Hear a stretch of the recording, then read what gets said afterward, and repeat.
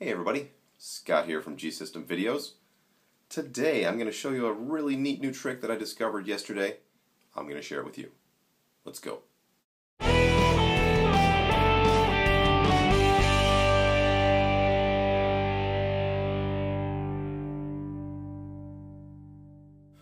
Alright, now what I discovered yesterday while I was messing around, the reason why I was messing around, let me tell you that first, is I wanted to create a different kind of sound, guitar-wise, for this new band that I just started.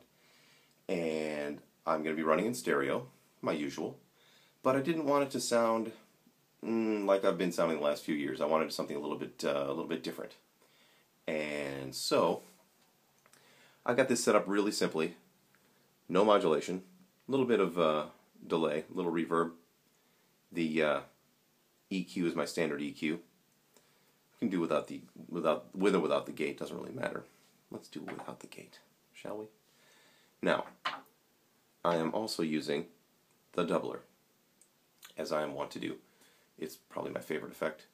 But what I discovered when I started monkeying around with the doubler is if you adjust the output level drastically, say negative 75 dB, if you go all the way to negative 100, then you lose the right side. So there's a 60 millisecond delay going to the right side, and it's getting, what you would think is 25% of the signal, but what it really gives you sonically is, to me, something more that sounds like a satellite reverb. So the amp on the left is the Blues Junior. The amp on the right is the Fender Automatic. And it's better suited for this. It's, a solid state amp. So I can crank it up, to halfway and demonstrate this effect. So for this first little bit here, let me play it with just the Blues Junior, give you that tone, and then we'll start adding in the satellite reverb. Alright, now let's hear just the Blues Junior first.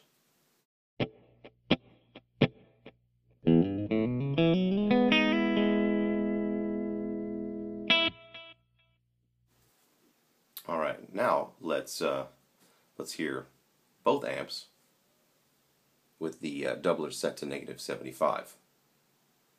You're going to hear the Blues Junior is coming through on the right-hand side of your speakers because of the way that I recorded it today. Even though it's on the left side, it's coming through on the right side because of the XY pattern in which it was recorded. Whatever. It is what it is. All right, now this is the both amps.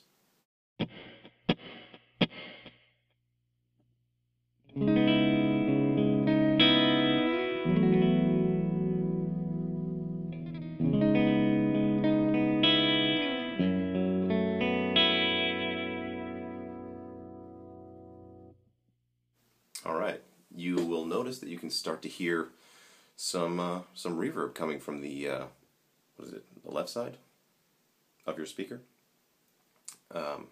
And let's roll this up to 50. Let's give that a listen.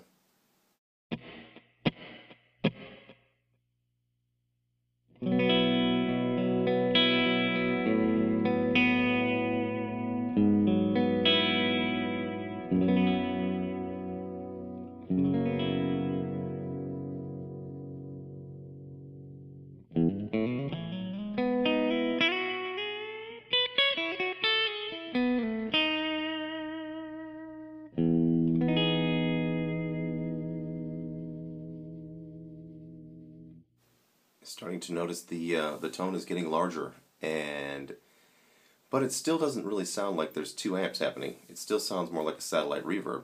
Now here's my favorite setting, negative 35, and you get a lot of reverb, but you're still getting the presence from the amp on the right, which for you is the left. It's confusing, I know, but I'll show you something in the next few samples that will explain why this is my favorite setting.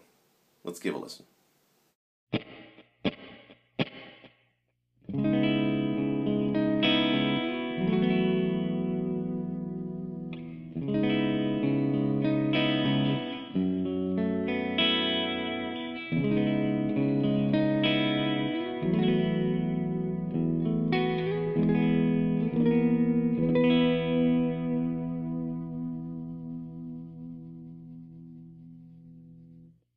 Pretty sweet, huh? I really like it with that particular setting. Now, when I roll it even further to negative 25, you're going to start, it's going to become very amp-like on the left-hand side, or the right, whichever side. I keep forgetting. But you'll also start to hear the 60 millisecond delay, and which is great, but for the purposes that I'm, going after, it doesn't really work for me. I mean, I like the sound of it individually, but not in the context of the satellite reverb that I have discovered. But let's give a listen.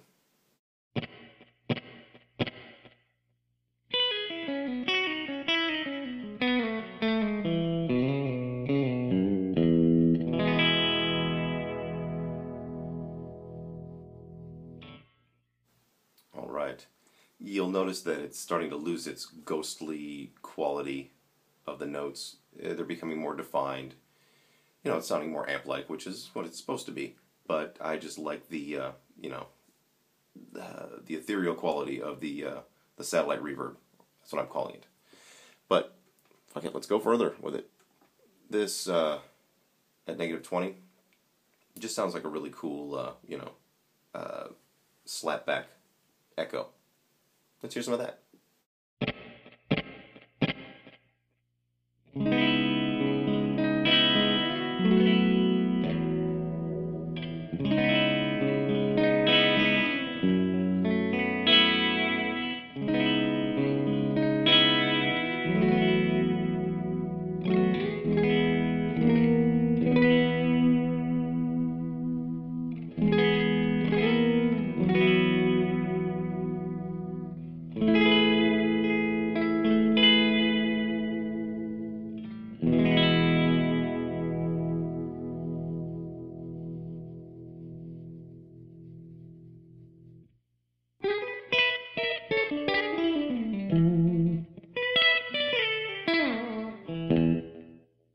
There you go, everybody.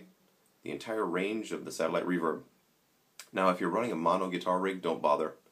This won't work. You've got to have something coming out of the left and the right outputs going to separate sources.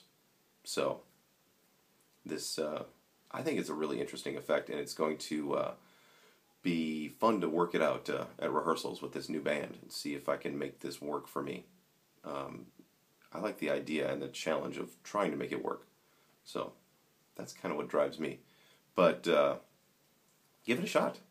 I think it's really cool. I think it's cool that an old dog can learn new tricks or teach them to himself. There you go. Well, there you have it, everybody. Until next time, rock on. Ooh, bonus material. Boy, you people in luck. I forgot to mention that all of this is also controllable by the second amplifier, as I'm calling it, the satellite amp.